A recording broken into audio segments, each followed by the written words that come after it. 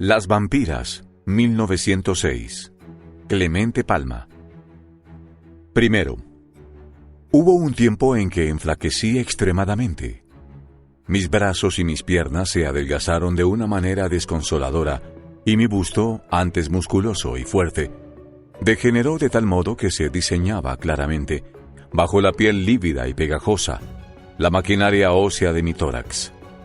Mi pobre madre me decía desconsolada: «Stanislas, hijo mío, qué mal misterioso es el que te consume. Tu enflaquecimiento no es natural, y precisa que un médico estudie tu estado. ¿Qué dolor te aqueja? ¿Qué es lo que sientes de anormal? Refiéremelo todo y no te detenga el temor de ocasionarme sacrificios. Irás a Niza, al Adriático, a Suiza, a donde sea necesario, a fin de que recobres tu perdida salud y tus fuerzas. Temo, hijo mío, que la tuberculosis haya hecho presa en tus pulmones, y sin embargo, no te oigo toser. ¿Verdad que no toses, luz de mi alma?» Mi prometida, la pequeña y esbelta Natalia, besaba desconsolada mis manos. «Tus labios arden, Stanislas mío, como si el Etna estuviese en tus entrañas y caldeara tu boca y tu aliento. ¿Por qué esa fiebre que te mata, ese fuego que te consume la vida y evapora tu sangre? Diérate la mía para volver a regocijar mis ojos con los colores que ostentaban antes tus mejillas llenas de frescura y encanto. ¿Es alguna preocupación lo que destruye tu ser? Pero no. Tú conservas tu espíritu alegre y apasionado. Y el muy ingrato se impacienta y se burla del testimonio de nuestros ojos amantes. Estás enfermo, Stanislas. Estás gravemente enfermo, y pronto dormirás en el sepulcro, y se morirá tu madre de pena y me moriré yo de desesperación». Y la pobre doncella se arrodillaba ante mí y mojaba con sus lágrimas mis manos. Yo la levantaba bromeando y burlándome de sus terrores. Pero tanto insistieron las dos mujeres que al fin llegué a alarmarme. Realmente me veía algo enjuto y nada más. La jovialidad de mi carácter no había desaparecido. Me sentía extenuado, un poco fatigado y débil en las mañanas, pero pronto me reponía. Me sentía nuevamente fuerte y ágil, tanto que me imaginaba que de un alto formidable podría llegar al cielo, coger al sol y traérmelo al caer para hacer una diadema que colocaría en la frente de mi pequeña y esbelta Natalia. Pero si nada tengo, ningún sufrimiento físico ni moral, decía yo a las dos mujeres, cuando con voz lacrimosa comentaban mi supuesta dolencia. ¿No veis que mi vida continúa igual que antes? Hasta como con mejor apetito, y duermo más profundamente. No siento dolor alguno y solo podéis fundar vuestros temores en la circunstancia de estar ahora más pálido y enjuto. Bueno, ¿y qué? Hay épocas en que los hombres y las mujeres nos desmejoramos algo. ¿Será acaso porque, por circunstancias ignotas, hay un mayor trabajo de desasimilación orgánica? Dejad pues obrar mi organismo y, sobre todo, dejadme en paz con vuestros augurios y desconsuelos que van a enfermarme realmente.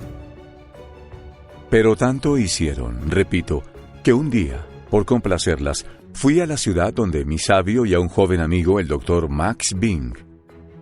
«Celebro infinito verte», exclamó al verme entrar en su estudio.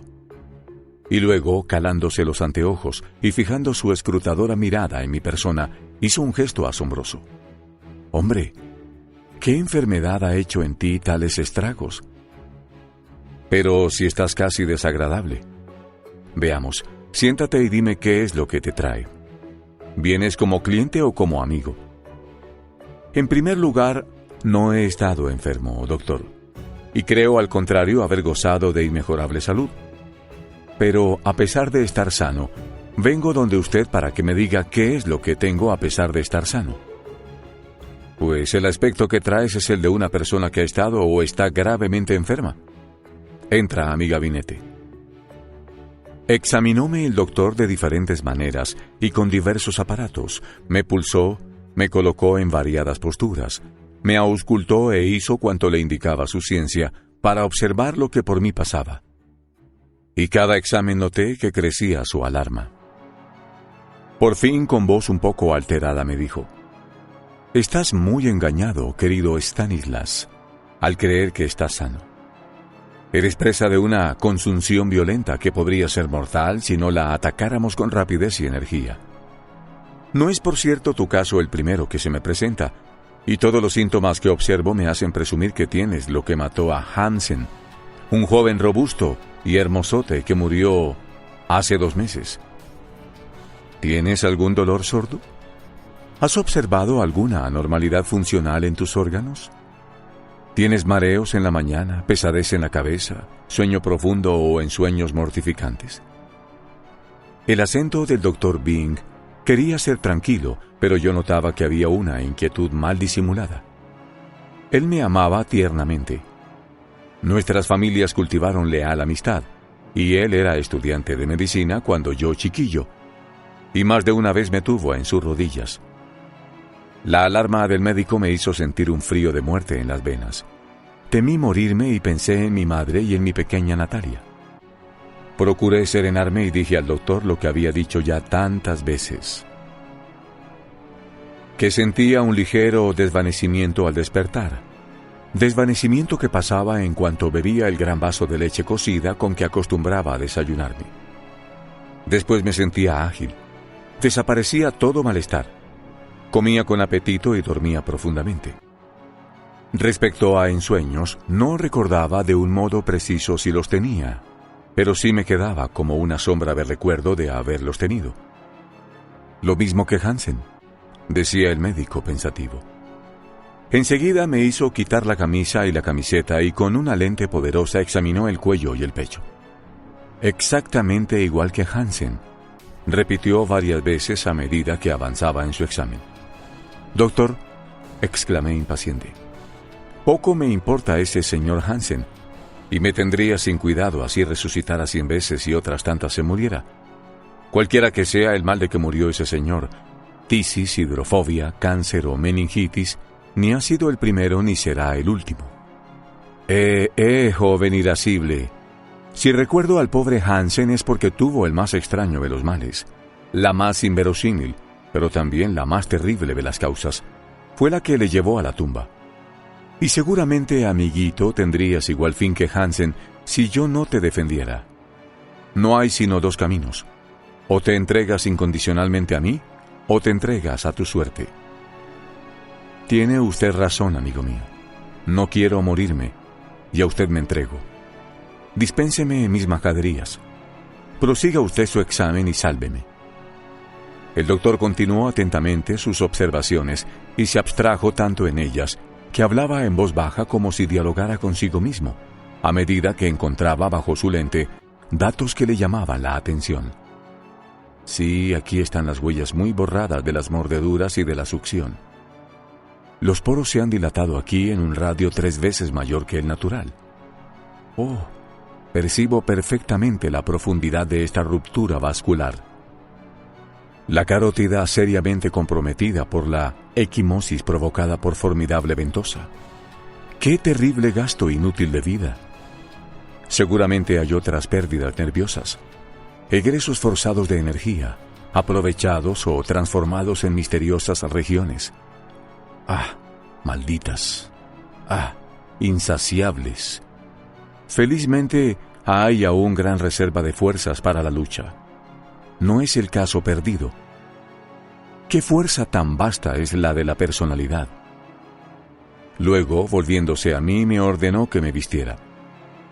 Amigo mío, si hubieras retardado tu visita 15 días o un mes, te aseguro que todo hubiese sido inútil y sin remedio emprenderías el gran viaje sin sentirlo y sin darte cuenta de ello. Estarías agonizando, verías a tu madre desesperada, verías al pastor prestándote los últimos auxilios y creerías que todo era una broma de mal gusto, una pesadilla, una locura de tus sentidos. Eres un hombre y te lo puedo decir, eres víctima de sortilegios misteriosos. Te mueres en sueños y tus enemigos te atacan dormido. Aún hay en este siglo de las luces y de la incredulidad fuerzas misteriosas, poderes ocultos, supervivencia de la energía, malignidades activas de voluntades secretas, radiaciones psíquicas desconocidas, fuerzas no estudiadas, espíritus, como se dice vulgarmente, espíritus de muertos o de vivos que obran, hieren y aún matan en la sombra. El radio de acción de estas fuerzas extrañas, su ley, no ha entrado todavía en el dominio de la ciencia oficial. Son negados por ella porque no son cosas verificables por las leyes científicas. No se pueden estudiar bajo el ocular del microscopio. Y sin embargo son cosas que existen, fenómenos que se realizan y que traen consecuencias positivas.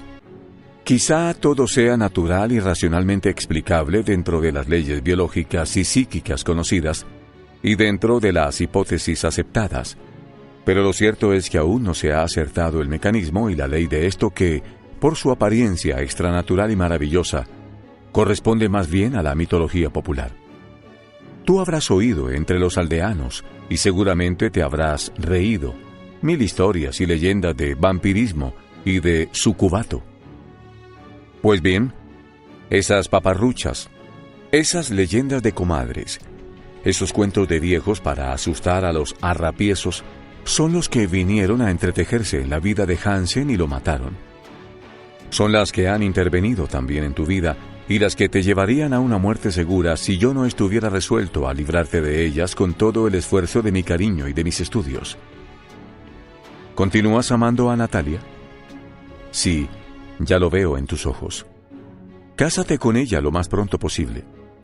Créeme que ello contribuirá notablemente a nuestra victoria. No te asombres ni me mires con ese aire de incredulidad. Yo sé lo que digo. Las viejas refieren que para espantar y alejar los fantasmas y aparecidos no hay nada mejor que el llanto de un niño. Tengo para mí que para alejar las vampiras y súcubas, nada mejor que un pilluelo de 6 meses con sangre de nuestras venas. A pesar del modo semi-en broma con que me hablaba el doctor, sentí que un frío de espanto helaba el doctor. Sentí que un frío de espanto helaba mis huesos y que una palidez mortal subía a mi rostro. Hombre, no te alarmes, que yo me comprometo a arrancar tu cuerpo de esa obscura y siniestra devoración de tu vida. Por lo pronto hoy comes conmigo y duermes aquí. Escribe a tu madre y mi paje llevará tu carta. Pasa a mi biblioteca si quieres o sal a pasear si te agrada. Aún tengo que dedicar 1:30 a mis clientes. Cuando hayas escrito, toca el timbre para que ordenes al paje montar a caballo e ir a la casa de tu madre. Mientras el doctor atendía sus consultas, procuré distraerme de mis dolorosas preocupaciones, hojeando los libros de su biblioteca y viendo sus extraños y curiosos aparatos. Remití la carta a mi madre, y a poco, cuando ya empezaba a fastidiarme, entró el doctor. Conversamos un rato y pasamos al comedor donde, a pesar de la amenaza de muerte que tenía suspendida sobre mi cabeza, ataqué las viandas con verdadero apetito. Mucho rió el doctor por ello. Esa hambre que sientes es el desquite de la naturaleza. Es el afán vital del organismo por recobrar las fuerzas agotadas. Es la vida buscando el equilibrio perdido por la acción turbadora de poderes ocultos.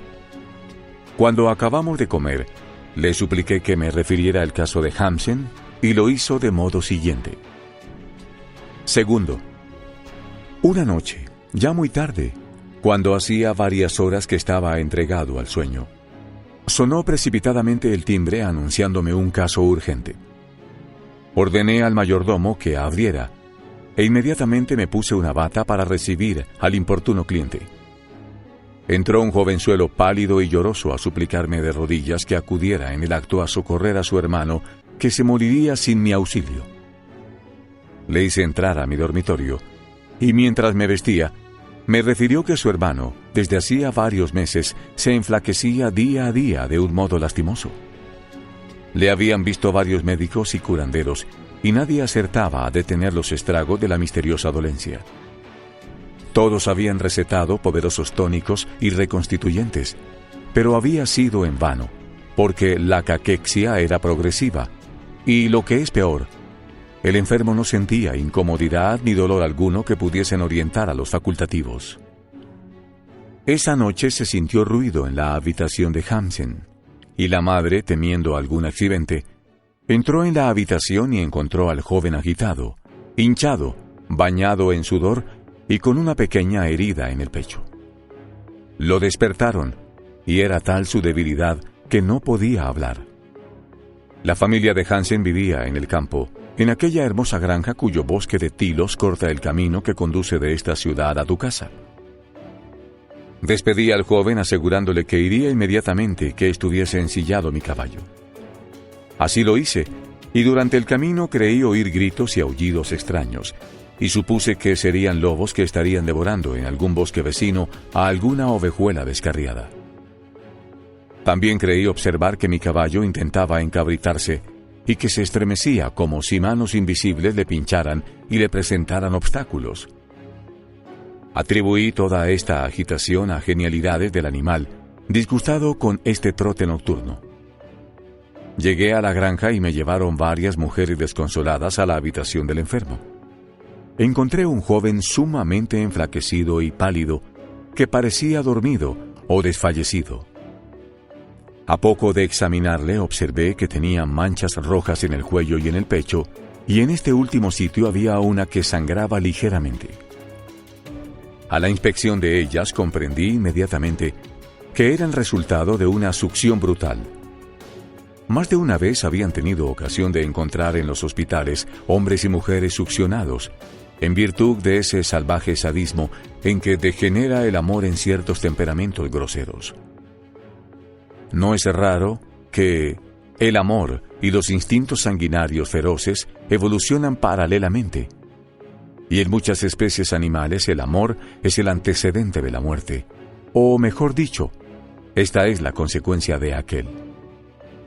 Como era natural suponer, esas manchas de Hansen tenían algún origen, y esto acaso podría orientarme sobre las causas de ese estado comatoso y de ese debilitamiento general del pobre joven.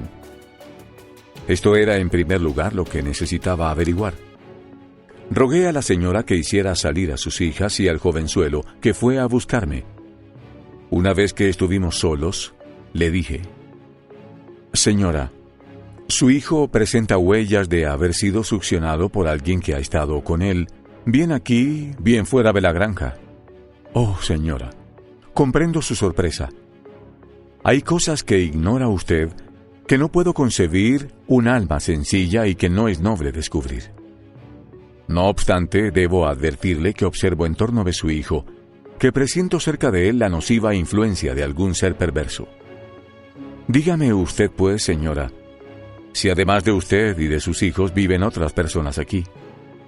«Mi marido, ausente por pocas semanas, una doncella de mis hijas y 2 viejos sirvientes más». «¿Tiene usted fe en la moralidad de la doncella?» «Oh, sí, señor, fe absoluta». «Es mucho decir, señora. Perdóneme usted este interrogatorio sobre las intimidades de su casa.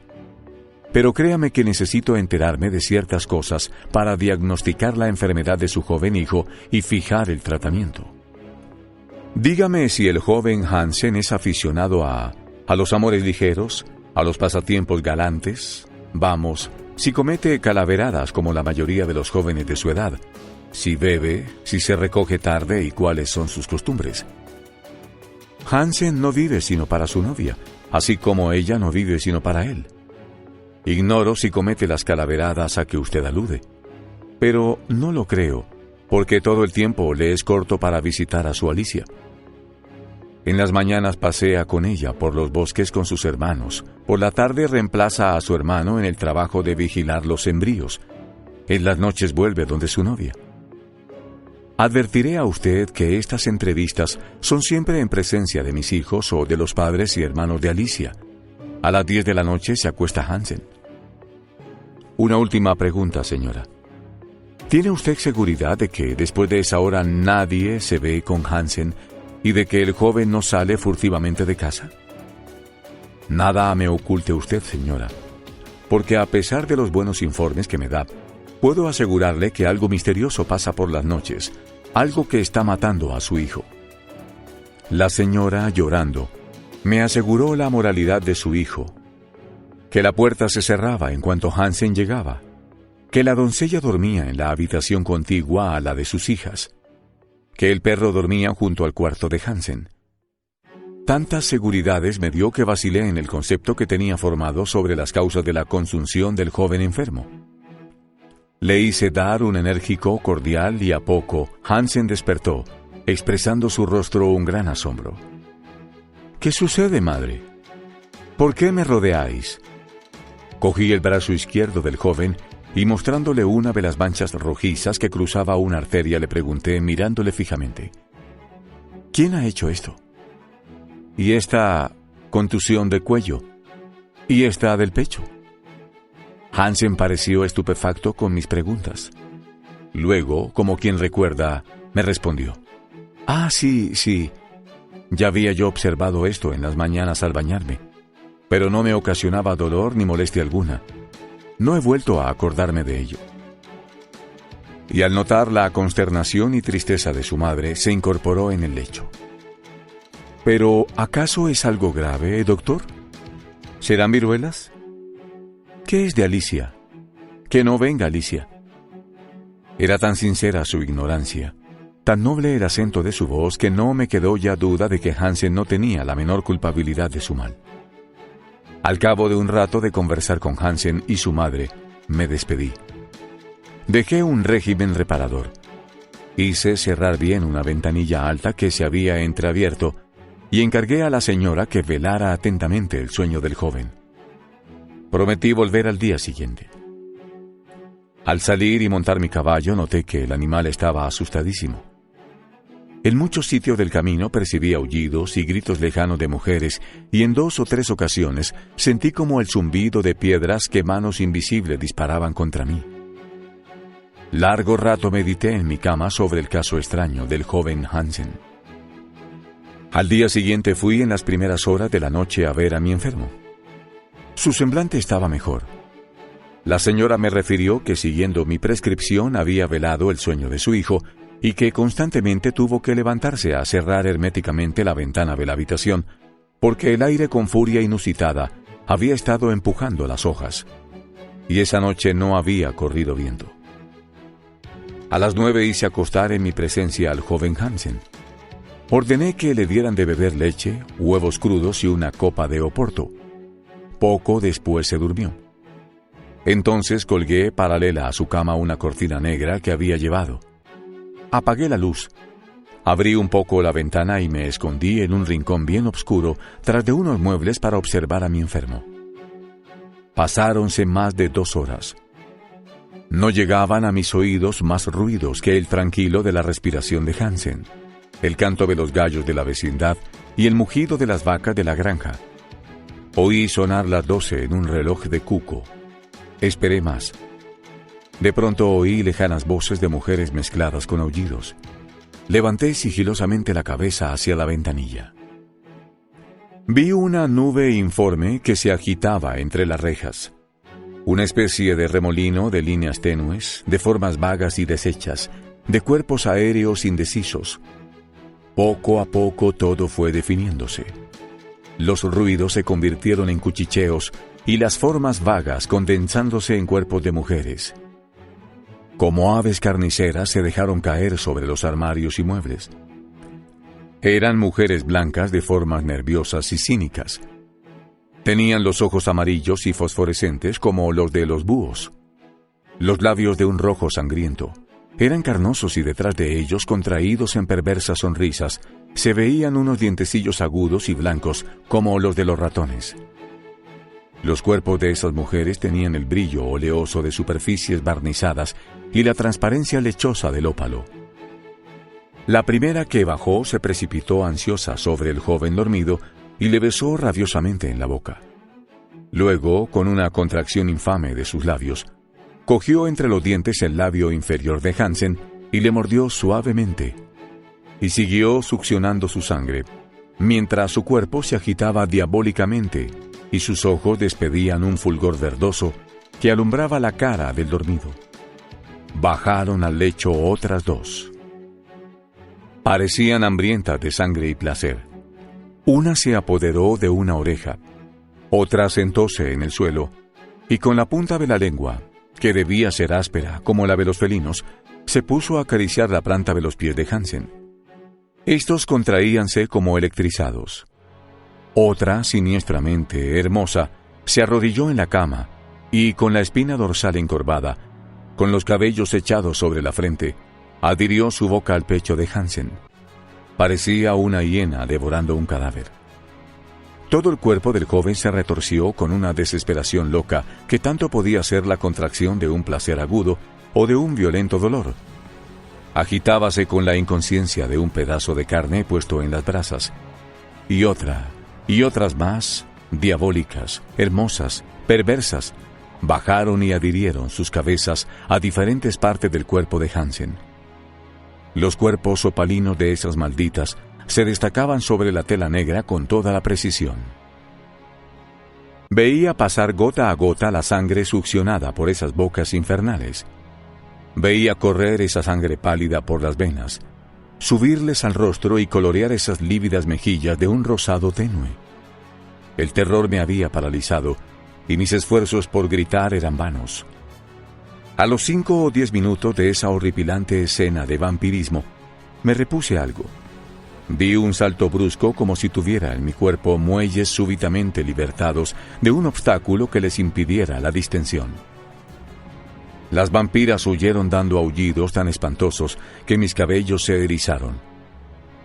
De un salto o vuelo se precipitaron a la ventanilla y escaparon chillando. La puerta se abrió y entró la madre de Hansen aterrada, a medio vestir.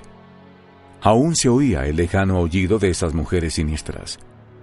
«¿Qué ha sido eso?», me preguntó temblando de terror y pálida como un muerto. «Señora, son las vampiras que desde hace tiempo están asesinando al hijo de usted. Al verse sorprendidas en su infame obra, han huido». La madre de Hansen cayó desmayada de espanto.